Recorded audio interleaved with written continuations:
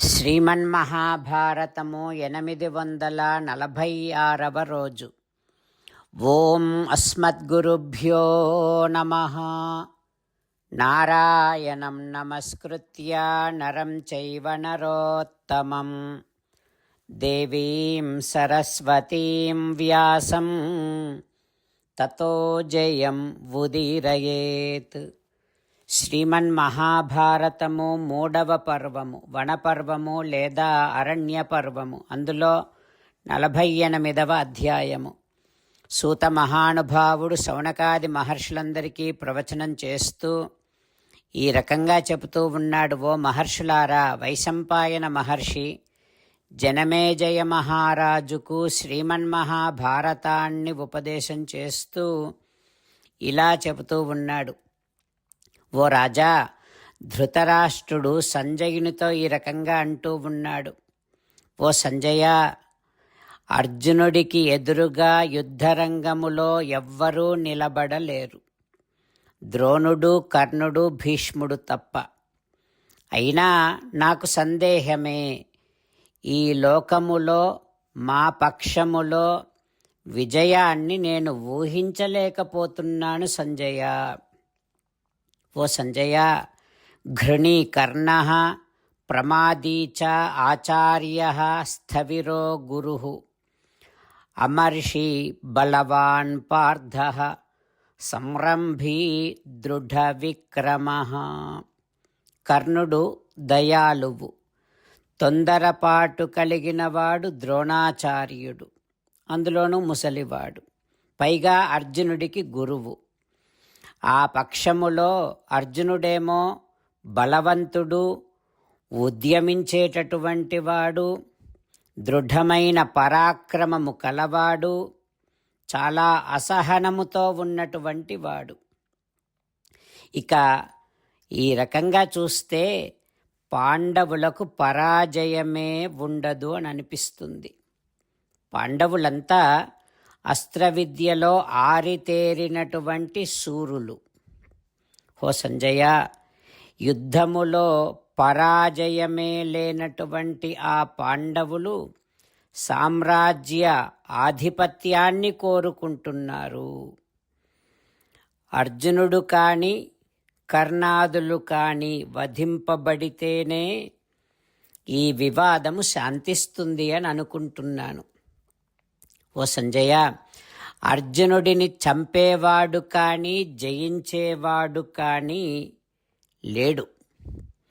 ఇక మూర్ఖులైనటువంటి నా పుత్రుల పట్ల అర్జునుడికి మహాకోపముంది.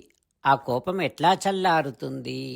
అర్జునుడు దేవేంద్రునితో సమానమైన వీరుడు. అతడు ఖాండవ వనములో సాక్షాత్తుగా అగ్నిదేవునికి తృప్తి కలిగించినటువంటి వాడు. రాజసూయ మహాయజ్ఞములో జిగాయ పార్థివాన్ సర్వాన్, రాజులందరినీ జయించినటువంటి వాడు అర్జునుడు. ఓ సంజయ, శేషం కుర్యాత్ గిరేర్ వజ్రః నిపతన్ మూర్ధ్ని సంజయ నతు కుర్యుః శరాః శేషం క్షిప్తాస్తాత కిరీటినా. పర్వత శిఖరము పైన పడిన వజ్రాయుధము కొంతైనా విడిచిపెడుతుందేమో కానీ అర్జునుడు వదిలినటువంటి బాణాలు ఎవ్వరినీ మిగల్చవు, అందరినీ తుడిచిపెడతాయి అంటూ ధృతరాష్ట్రుడు తన బాధను సంజయునికి వ్యక్తపరుస్తూ ఉన్నాడు. ఆ తర్వాత ఏం జరుగుతుందో రేపు తెలుసుకుందాం. జై శ్రీమన్నారాయణ. జై శ్రీమన్నారాయణ. అమ్మా నాన్నలకు సాష్టాంగ నమస్కారం చేద్దాం. మన ఆచార్యవర్యుల శ్రీచరణారవిందములకు సాష్టాంగ నమస్కారం చేద్దాం. శ్రీ వేదవ్యాస మహర్షుల వారి దివ్య పాదారవిందములకు సాష్టాంగ నమస్కారం చేద్దాం. శ్రీ విఘ్నేశ్వర స్వామి వారి శ్రీచరణారవిందములకు సాష్టాంగ నమస్కారం చేద్దాం. శ్రీమన్మహాభారత గ్రంథరాజమునకు శిరస్సు వంచి నమస్కరిద్దాం. శ్రీకృష్ణ భగవానుని శ్రీచరణారవిందములకు సాష్టాంగ నమస్కారం చేద్దాం. మన హృదయ మందిరములోనే అంతర్యామిగా వేంచేసి ఉన్నటువంటి శ్రీమన్నారాయణుడిని సేవిస్తూ మనని మనము స్వామికి సమర్పించుకుంటున్నామనే భావనాపూర్వకముగా సాష్టాంగ నమస్కారము చేస్తూ స్వామి నామ సంకీర్తన చేద్దాం.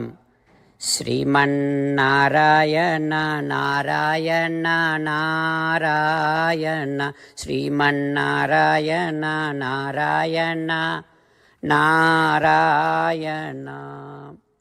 శ్రీమన్నారాయణుడే శ్రీకృష్ణ భగవానుడిగా వచ్చి మనందరికీ భగవద్గీతను ఇచ్చి మనందరినీ ఒక 8 పనులు చేయమని చెబుతూ ఉన్నాడు.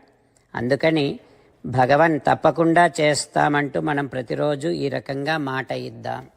హో శ్రీమన్నారాయణ కరిష్యే వచనం తవ సర్వం శ్రీకృష్ణార్పణమస్తు. జై శ్రీమన్నారాయణ. జై శ్రీమన్నారాయణ. భక్తులకు ప్రత్యేకమైనటువంటి విజ్ఞాపన. మీకు అన్ని విషయాలలో వెంటనే మంచి ఫలితాలు రావాలి అనంటే ప్రతిరోజు 1 నిమిషం వెచ్చించి నారాయణాస్త్రాన్ని చదవండి. ఇక మీకు తిరిగే ఉండదు.